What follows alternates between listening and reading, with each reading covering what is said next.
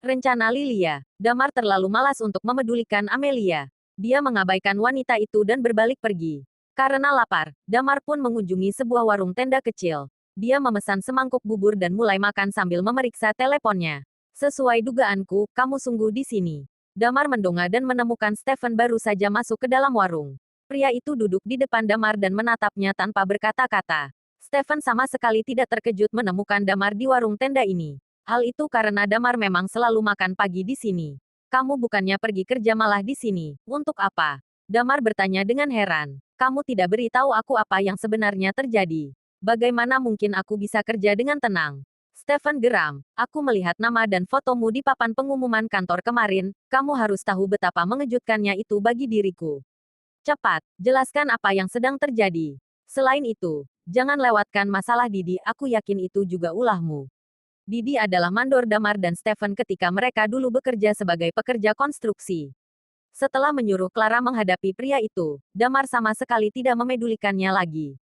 Didi, Damar memasang wajah bertanya-tanya. Kenapa dia? Stephen mengerjapkan matanya. Tak menyangka Damar sangat acuh tak acuh dengan apa yang terjadi pada Didi. Paling tidak, setelah apa yang mantan bos mereka itu lakukan, Stephen kira Damar akan mengikuti berita yang terjadi padanya, termasuk kejatuhannya.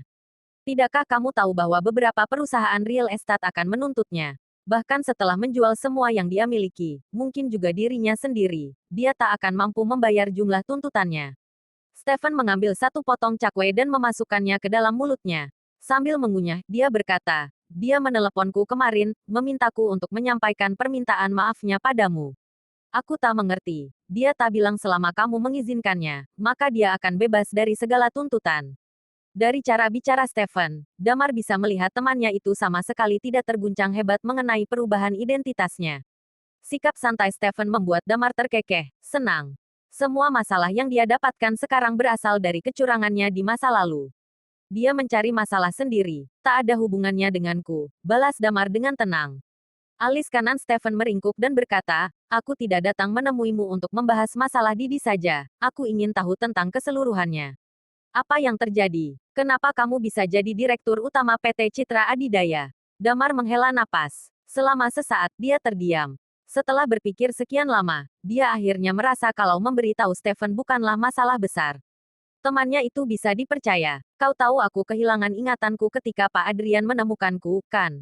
Tanya Damar. Ya, Stephen mengangguk dan berkata, lalu. Damar melanjutkan, intinya, aku adalah seseorang yang sangat kaya. Beberapa hari yang lalu, aku mendapatkan kembali sebagian ingatanku. Dia tersenyum tipis, terlihat begitu santai dalam berbohong.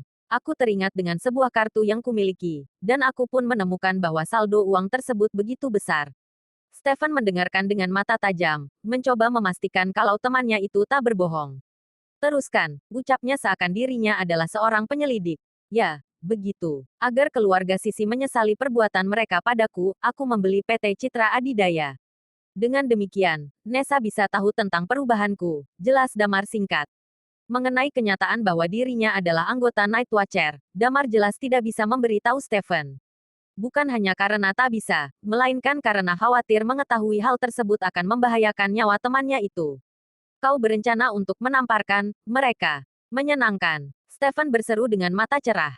Damar tersenyum. Aku sempat berniat untuk melakukan hal tersebut sebelumnya. Namun, setelah beberapa hari aku merasa mereka tidak sepenting itu. Kebencian yang kurasakan juga mereda, jelasnya. Setelah mendapatkan kembali ingatannya, Damar merasa pandangannya terhadap dunia sedikit berubah. Gabungan ingatan masa lalunya dengan ingatan 3 tahun belakangan ini membuatnya sadar bahwa dirinya memang tak seharusnya berada di sini sejak awal. Dan, tidak peduli apa yang telah terjadi, ayah Sisi memang telah menyelamatkan hidup Damar. Walau niat pria itu menyelamatkan dirinya tidak sepenuhnya suci, tapi utang budi tetaplah utang budi. Oleh karena itu, Damar berniat untuk merelakan rumah yang dia beli dengan hasil jerih payahnya. Anggap saja itu balas budi terhadap ayah Sisi. Ya, walau tidak berniat untuk membalas seluruh keluarga Sisi, tapi wanita itu dan ibunya, Amelia, tentu harus sedikit ditindas. Semua kesulitan dan penindasan mereka terhadap Damar 3 tahun belakangan ini tetap menimbulkan kebencian. Damar tidak akan melepaskan mereka begitu saja. Lebih baik kamu pergi kerja. Meskipun aku adalah pemilik perusahaan sekarang, tapi tidak baik jika kamu bolos setiap saat, Damar memperingatkan. Selagi kamu bekerja, ambil kesempatan untuk belajar keahlian yang diperlukan. Walau aku tak akan memecatmu, tapi bila orang lain menudingmu karena aku terlalu memanjakanmu, kamu sendiri yang akan kerepotan. Stephen menyeringai mendengar ucapan Damar. Aku tahu, tentu saja aku tidak dengan sengaja bolos dari kantor. Aku sudah mengambil cuti, ucapnya. Perusahaan sudah mencairkan gajiku sebesar 1 miliar. Stephen menyisir rambut, sedikit tak percaya dalam hidupnya dia akan menerima uang sebanyak itu.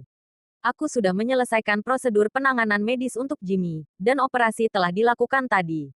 Operasinya berhasil. Mendengar hal tersebut, Damar menganggukkan kepalanya sambil tersenyum lebar. Dia menepuk pundak Stephen. Bagus. Ini berita bagus. Dia berkata dengan semangat, kembalilah dan urus anakmu. Ketika dia sadar, segera hubungi aku. Aku ingin menemuinya. Di depan pintu PT Citra Adidaya, seorang pria berjas dengan sepatu kulit terlihat mondar-mandir di depan pintu. Kepalanya yang botak menunjukkan usianya yang telah mencapai setengah abad.